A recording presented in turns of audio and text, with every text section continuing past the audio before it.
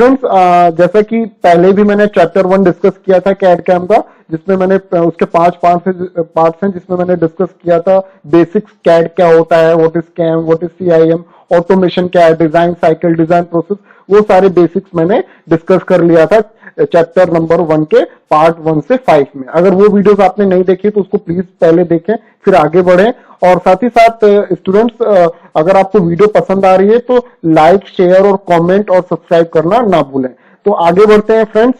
Computer aided design और manufacturing का ये चैप्टर नंबर 2 में स्टार्ट करने जा रहा हूं, दैट इज द सरफेस और solid modelling using CAD CAM, जो कि पार्ट 1 है, जिसमें बेसिक्स में डिस्कस करूंगा और फिर उसके बाद फर्दर मैं आगे बढ़ता रहूंगा। तो चलिए स्टार्ट करते हैं विदाउट वेस्टिंग एनी टाइम। तो स्टूडेंट्स, जैसा कि सबसे पहले बात आती है, टॉपिक का नाम है या चैप्टर का नाम है सरफेस और solid modelling with the use of CAD CAM. तो सॉलिड मॉडलिंग से पहले हमें मॉडल जानना पड़ेगा, या सरफेस मॉडलिंग से पहले हमें मॉडल जानना पड़ेगा कि 3D मॉडल्स क्या होते हैं। तो बेसिकली हम जब कैड फीचर्स की बात करें, ऑटो कैड सॉफ्टवेयर की बात करें, या कोई भी कैड के सॉफ्टवेयर की बात करें, तो वहां पे हम कैड के मॉडल्स बनाते हैं, जिसको हम बोलते हैं ज्योमेट्रिक मॉडलिंग, और उसको हम बोलते हैं 3D मॉडल्स। तो ज्योमेट्रिक मॉडल या 3D models one in the same thing है। अब 3D मॉडल्स क्यों बनाए हम, why draw the 3D models, ये क्वेश्चन अराइज होता है before going to the surface और सॉलिड मॉडलिंग। सॉलिड मॉडलिंग और सरफेस मॉडलिंग क्यों करें, उससे पहले हमें यह जानना होगा कि 3D मॉडल्स क्यों हम ड्रॉ कर रहे हैं। तो 3D मॉडल्स बेसिकली क्यों ड्रॉ करते हैं, आप लोग को समझ में आता होगा। अगर आप कोई पिक्चर, एनिमेटेड पिक्चर देखते हैं या वीडियो देखते हैं, तो आपको और अच्छे से समझ में आता है 3D पिक्चर्स अगर देखते हैं तो 3D models are easier to interpret, मतलब अच्छे से समझने में आसानी होती है 3D मॉडल से, इसलिए हम 3D मॉडल को ड्रॉ करते हैं स्टूडेंट्स। अब उसके बाद सिमुलेशन की बात करते हैं। तो सिमुलेशन अगर बात करें, सिमुलेशन का मतलब जैसे हमने मॉडल्स बना लिया तो उसका सिमुलेट कराते हैं, उसकी टेस्टिंग करते हैं। तो ये सिमुलेशन किस पे बेस्ड होता है, रियल लाइफ कंडीशन पे बेस्ड होता है। जो रियल लाइफ कंडीशंस होते हैं उस पे बेस्ड आधार पे रख के हम सिमुलेट करते हैं अपने मॉडल को। और उसके सिमुलेशन के बहुत सॉफ्टवेयर, जैसे बोर्ड ग्राफ मॉडलिंग आता है, तो इस तरीके से बहुत सारे सॉफ्टवेयर होते हैं, उसमें आपको इसमें डिटेल में इतना नहीं जाना है। फिर आगे हम बात करते हैं नेक्स्ट क्यों हम ड्रॉ करें। नेक्स्ट पॉइंट क्या है, नेक्स्ट एक्सपेंसिव होते हैं 3D मॉडल्स। तो पहले क्या होता था कि हम जब सॉफ्टवेयर नहीं रहते थे तो हम एक प्रोटोटाइप या एक मॉडल बनाते थे, फिजिकल मॉडल बनाते थे, और फिजिकल मॉडल बनाने के बाद उसकी टेस्टिंग करते थे। तो उसमें समय का भी वेस्टेज होता था, साथ ही साथ मनी का भी वेस्टेज होता था। लेकिन अब क्या करते हैं, 3D मॉडल्स को हम अपने ही सॉफ्टवेयर पे बनाते हैं, डिजाइन करते हैं, और साथ ही साथ उसका सिमुलेशन करते हैं, उसकी टेस्टिंग करते हैं। तो ये बेसिकली लेस एक्सपेंसिव मॉडल्स होते हैं 3D मॉडल जो होते हैं as compare to physical model.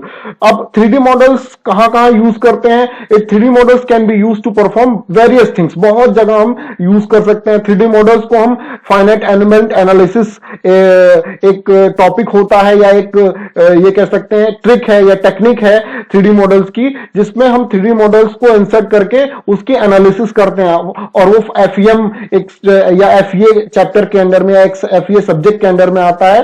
और इसमें क्या करते क्या है फ्रेंड्स, फाइनाइट एलिमेंट एनालिसिस में जैसे कोई भी ऑब्जेक्ट होगा तो उसको डिफरेंट छोटे छोटे पार्टों में डिवाइड करके उसकी एनालिसिस करते हैं with the help of software. और उसमें हम क्या क्या एनालिसिस करते हैं कि उस पर स्ट्रेस कितना प्रोड्यूस हो रहा है, वो कितना, मतलब कि कितना स्ट्रेस का मतलब कितना बल, प्रतिबल लग रहा है, और उस पर कितना डिफ्लेक्शन आ रहा है, कितना उसमें थर्मल स्ट्रेसेस जनरेट हो रहे हैं। तो ये सारी चीजें हम उसमें कैलकुलेट कर सकते हैं फाइनाइट एलिमेंट एनालिसिस में। 3D मॉडल्स हमने बनाया, उसको डायरेक्टली हम FEM सॉफ्टवेयर पे ले जाके एनालिसिस कर सकते हैं। तो that is why we need to draw the 3D models. अब उसके बाद बात करते हैं 3D मॉडल्स को हम डायरेक्टली मैन्युफैक्चरिंग में भी यूज कर सकते हैं। जैसे 3D मॉडल हमने बना दिया तो डायरेक्ट हम CNC मशीन पे उस मॉडल को डाल के प्रोग्रामिंग बना देते हैं, और उसके बाद आपका मैन्युफैक्चरिंग स्टार्ट हो जाता है। तो इसका इसलिए 3D मॉडल बनाना बहुत ही जरूरी होता है। उसके बाद हम बात करते हैं कि 3D मॉडल्स को प्रेजेंट करना है, किसी को दिखाना है या मार्केटिंग करनी है, तो बहुत ही अच्छा इंपैक्ट पड़ता है व्यूअर्स पे या कस्टमर पे। तो इसलिए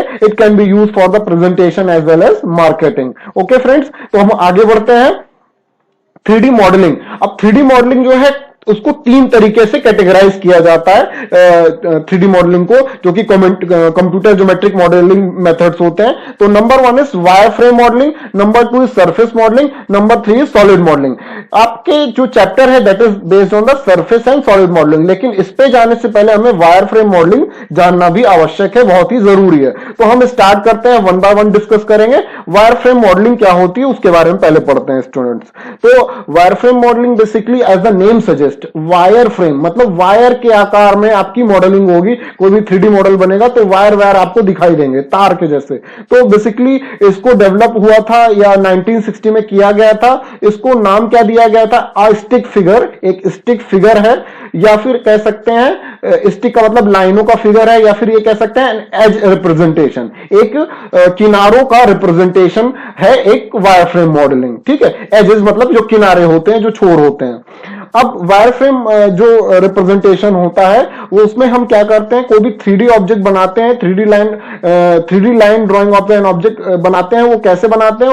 उसमें हम एजेस को दिखाते हैं, एजेस मतलब किनारे को दिखाते हैं विदाउट एनी साइड सरफेस। उसमें कोई भी सरफेस नहीं होता, सिर्फ और सिर्फ किनारे होते हैं। किनारे लाइन के फॉर्म में, कर्व के फॉर्म में, सर्कल के फॉर्म में हो सकते हैं। तो वही बताया जा रहा है कि model can be entirely can be made with the help of points, lines, arcs, circles, conics and curves। लेकिन यहां पे कहीं पे भी सरफेस नहीं होगा, सतह नहीं होगी, बस लाइंस या पॉइंट्स के फॉर्म में। जैसे यहां पे एक आप फिगर भी देख सकते हैं, ये एक मॉडल बना हुआ 3D मॉडल, सब कुछ जो है यहाँ पे किनारे किनारे, यहाँ पे कर्व है, ये सब कुछ एक वायर के फॉर्म में है, एक ये कह सकते हैं लाइंस के फॉर्म में है। तो इसलिए हम इसको बोलेंगे wire frame model. Okay students, अब वायर फ्रेम मॉडल बहुत ही सिंपल होता है और वायर फ्रेम मॉडल किसी भी ऑब्जेक्ट का सिंपलेस्ट होता है। और ये इसको हम कैसे रिप्रेजेंट करते हैं कंप्यूटर के अंदर, ये सॉफ्टवेयर के अंदर जब हम बनाते हैं तो ये मैथमेटिकली कैलकुलेशन होता है। मतलब सारा कुछ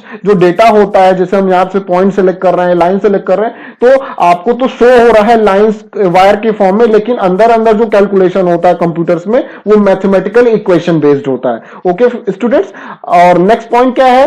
ये basically it is most commonly use technique, बहुत ही ज्यादा यूज किया जाता है हर एक कैड कैम सॉफ्टवेयर में। वायर फ्रेम बेस्ड ही होता है जितने भी सॉफ्टवेयर होते हैं। तो होप आप लोग को वायर फ्रेम मॉडलिंग थोड़ा सा कुछ समझ में आया। उसके बारे में और डिटेल में थोड़ा सा जानते हैं। जैसे एक ये बेसिक डेटा बेस स्ट्रक्चर है कि कैसे कैसे किस स्टेज में ऑब्जेक्ट कैसे बनता है। जैसे कोई ऑब्जेक्ट है, वो ऑब्जेक्ट किस चीज से मिलकर बना होगा? ऑब्जेक्ट किससे बना होगा? सरफेस से बना होगा। तो कई सरफेसेस मिला के हमारा एक ऑब्जेक्ट बनता है। अब जो 3D ऑब्जेक्ट होता है, और जो सरफेसेस होते हैं वो कैसे बनते हैं? डिफरेंट एजेस से मिलके बनते होते हैं, डिफरेंट किनारों से मिलके बने होते हैं। और जो एज होता है वो किससे मिलके बना होता है? बिंदुओं से मिलके बना होता है। Vertex 1, vertex 2, vertex 3, vertex 4।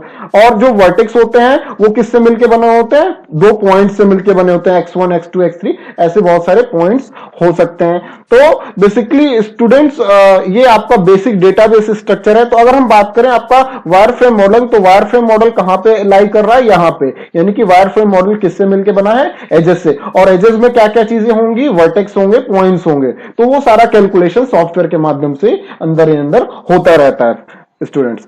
फिर हम आगे बढ़ते हैं सरफेस मॉडलिंग की तरफ। तो वायर फ्रेम मॉडलिंग में ज्यादा हमें डिस्कस नहीं करना, बिकॉज ये आपको बस नेसेसरी था जानना। अब सरफेस मॉडलिंग क्या होती है? जैसे नाम से पता चल रहा है सरफेस होगा, तो सरफेस यानी कि सतह। तो बेसिकली सरफेस मॉडल क्या रिप्रेजेंट करता है?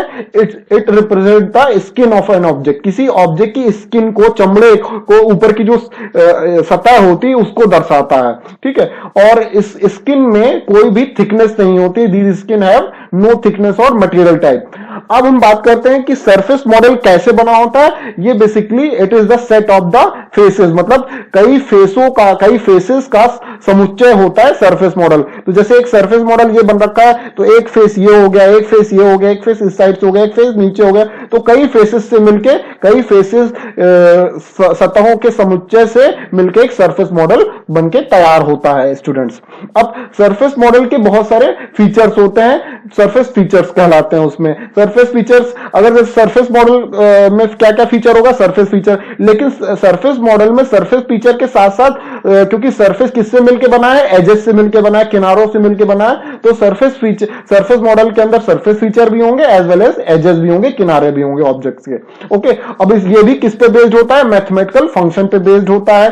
और जैसे मान लीजिए ये आपको वक्र, ये एज एक पाथ दिखाना है कि ये कर्व इस पाथ को होके जाएगा, ठीक है, इस बिंदु पथ को होके जाएगा, तो कैसे दिखाएंगे हम ये पाथ, ये पथ पैरामेट्रिक टेक्निक्स होती हैं, नॉन पैरामेट्रिक टेक्निक्स होती हैं जो मैथमेटिकली होती हैं, वो सारे बेस अंदर ही अंदर कैलकुलेशन होता है सॉफ्टवेयर, तो उस पर बेस्ड होता है ये आपका सरफेस मॉडल। अब सरफेसेस होते हैं उसको हम as a single entity treat करते हैं। मतलब आप अगर मान लीजिए आपको इस सरफेस को एडिट करना है, यहां से थोड़ा सा इसकी लेंथ को घटाना है, तो अगर इस लेंथ को घटाएंगे तो ये पूरे के पूरे ऑब्जेक्ट में इफेक्ट पड़ेगा। जिस हिसाब से ये घट रहा है उस हिसाब से सारे डायमेंशंस भी रिड्यूस होंगी या वेरी करेंगी। तो इस तरीके से आप इसको समझ सकते हैं, it act as a single entity. तो ये एक सरफेस मॉडल है स्टूडेंट्स, और ये एक सरफेस है, एक सरफेस कई पॉइंट से, और ये सरफेस कई, देखिए 4 एजेस से मिलकर बना है, एज 1, एज 2, एज 3, एज 4, और ये एजेस कैसे मिलकर बनी हुई है, पॉइंट से मिलकर बनी हुई है। तो इस तरीके से ये कैलकुलेशन होता है पूरा का पूरा मैथमेटिकली।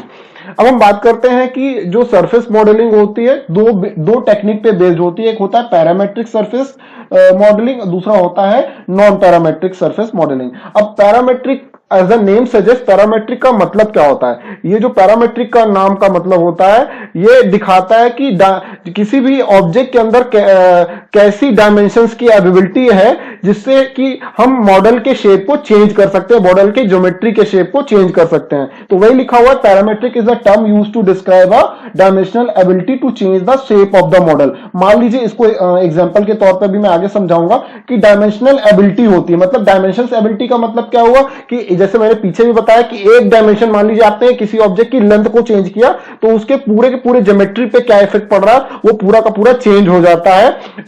तो इसीलिए इसको बोलते हैं पैरामेट्रिक बेस्ड होता है, ठीक है।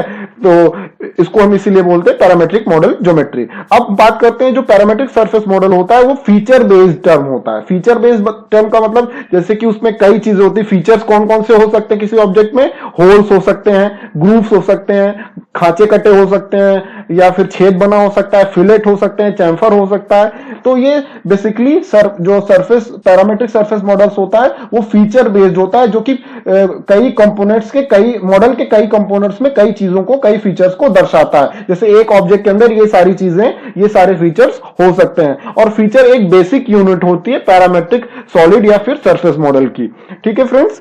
अब बात करते हैं आगे कि इसका जो एक सबसे इंपॉर्टेंट फीचर क्या होता है पैरामेट्रिक मॉडलिंग का, कि जो एट्रीब्यूट्स होते हैं इसमें दैट आर इंटरलिंक, एक दूसरे से जुड़े होते हैं। तभी तो अगर हम एक एट्रीब्यूट को चेंज करेंगे तो पूरा का पूरा ऑटोमेटिकली पूरा का पूरा फीचर ही चेंज हो जाएगा, सारी चीजें चेंज हो जाएंगी। तो इसके लिए डिजाइनर को बहुत ही हेल्प मिलती है कि उसको अगर कहीं पे थोड़ा सा चेंज करना है तो हर एक जगह उसको चेंज नहीं करना पड़ेगा, वो पूरा का पूरा अपने आप चेंजेस ले लेगा। फॉर एग्जांपल, अगर मान लो आपको 3D कोई सॉलिड मॉडल है, डिजाइनर को चेंज करना है लेंथ में या लेंथ, ब्रेथ या हाइट में, तो अगर हम पैरामेट्रिक मॉडलिंग का यूज कर रहे हैं तो डिजाइनर को सिर्फ लेंथ चेंज करना पड़ेगा, एक ही पैरामीटर चेंज करना पड़ेगा, या तो लेंथ करे या तो ब्रेथ करे या हाइट करे, और अकॉर्डिंगली उसी के आधार पे लेंथ या किसी एक पैरामीटर के आधार पे पूरे के पूरे पैरामीटर्स अपने आप चेंज हो जाएंगे, एडजस्ट हो जाएंगे। तो इस तरीके से पैरामेट्रिक सरफेस मॉडल बहुत ही यूजफुल होता है, और मोस्ट ऑफ द सॉफ्टवेयर जो होता है पैरामेट्रिक सरफेस पे मॉडल पे ही बेस्ड होते हैं स्टूडेंट्स। अब हम बात कर लेते हैं नॉन पैरामेट्रिक सरफेस मॉडलिंग। तो नॉन पैरामेट्रिक सरफेस जो मॉडल्स होते हैं वो बेसिकली जो पैरामीटर्स होते हैं, पैरामीटर्स मतलब जो पॉइंट्स हो गया उस पे बेस्ड नहीं होते, लाइंस है उस पे बेस्ड नहीं होते, जो पैरामीटर्स पे बेस्ड नहीं होते, ये डायरेक्ट अप्रोच होता है। डायरेक्टली हम क्या बनाते हैं, 3D मॉडल बनाते हैं। नॉन पैरामेट्रिक में क्या करेंगे, हम 2D स्केच बनाएंगे, फिर उसके बाद हम 3D में जाएंगे। लेकिन नॉन पैरामेट्रिक जो सरफेस मॉडलिंग होती है वो डायरेक्ट अप्रोच होता है to make the 3D models, ठीक है। अब इसके बाद बात करते हैं कि non parametrics it does not require, जैसे मैंने बताया कि it does not require 2D drafting, जैसा कि पैरामेट्रिक मॉडलिंग में होता है। इसमें डायरेक्टली हम 3D मॉडल बनाते हैं। 3D मॉडल कैसे बनाएंगे, डिफरेंट 3D एंटिटीज होती हैं उसको ऐड ऑन या फिर बुलियन ऑपरेशन जैसे आपने पढ़ा भी होगा, A union B union C, या सब्सट्रैक्शन या एडिशन करके हम एंटिटीज को जोड़ते हैं या घटाते हैं, उस तरीके से बना लेते हैं in the non parametric surface modelling. तो होप आप लोग को ये समझ में आ रहा हो, ठीक है। तो that means this means you directly model your ideas without working with preset constraint. कोई प्रीसेट कंस्ट्रेंट लगा हुआ है, कोई उस पर बेस नहीं होता है, ये डायरेक्ट आप मॉडल को बना सकते हैं, ठीक है।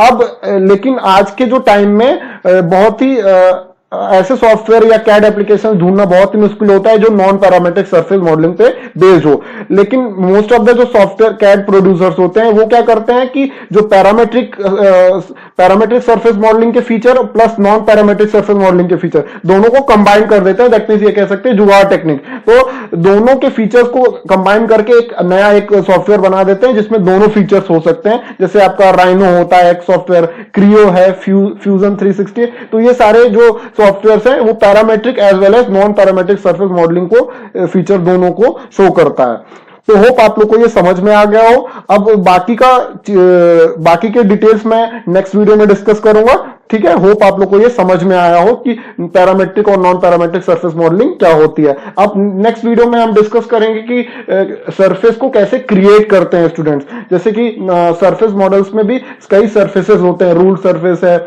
आपके या रिवॉल्व सरफेसेस है, वो कैसे हम सरफेस को जनरेट करते हैं वो हम नेक्स्ट वीडियो में डिस्कस करेंगे। तो होप आप लोग को पसंद आया, और पसंद आया तो लाइक शेयर सब्सक्राइब करना ना भूलें। तो आगे स्टूडेंट्स हम कुछ ज्ञान की बातें कर लेते हैं अपार्ट फ्रॉम द स्टडी। तो आज ज्ञान की बातें हैं, वर्ड्स ऑफ दैट है। नंबर 1 वर्ड इज है जंकेट। जंकेट का मीन्स होता है स्टूडेंट्स ट्रिप और सरकारी खर्चे पर यात्रा। जो यात्रा होती है उसको बेसिकली जंकेट बोलते हैं, जो कि सरकारी खर्चे पे होती है या की जाती है। तो याद कैसे करेंगे जंकेट को?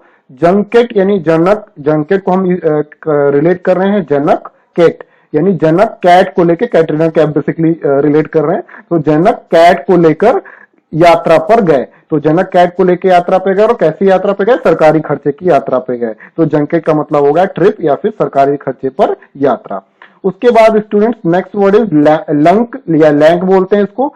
इसको रिलेट करते हैं लंका से बेसिकली, लेकिन पहले इसका मीनिंग जानते हैं। लैंक का मतलब होता है लॉन्ग एंड थिन या फिर दुबला पतला। तो बेसिकली लैंक को रिलेट कैसे करेंगे कि लंका के लोग, तो जो लंका के लोग हैं वो पतले दुबले हैं क्योंकि रावण चला गया, रावण खत्म हो गया है। तो लंका के लोग कैसे हो गए हैं? पतले दुबले हो गए हैं। तो लैंक का मतलब हो गया लॉन्ग एंड थिन या फिर पतला दुबला या दुबला पतला कह सकते हैं। तो लैंक को रिलेट करेंगे लंका के लोग कैसे होते हैं? पतले दुबले होते हैं क्योंकि रावण वहां का चला जा चुका है। तो होप आप लोग को समझ में आया और कुछ ये नई ट्रिक समझ में आ रही हो। और अगर समझ में आ रही हो तो लाइक शेयर सब्सक्राइब ना करना भूलें, और साथ ही साथ keep watching the videos as well as keep learning, stay home, be safe and fight against the corona virus. Thank you to all for watching my video.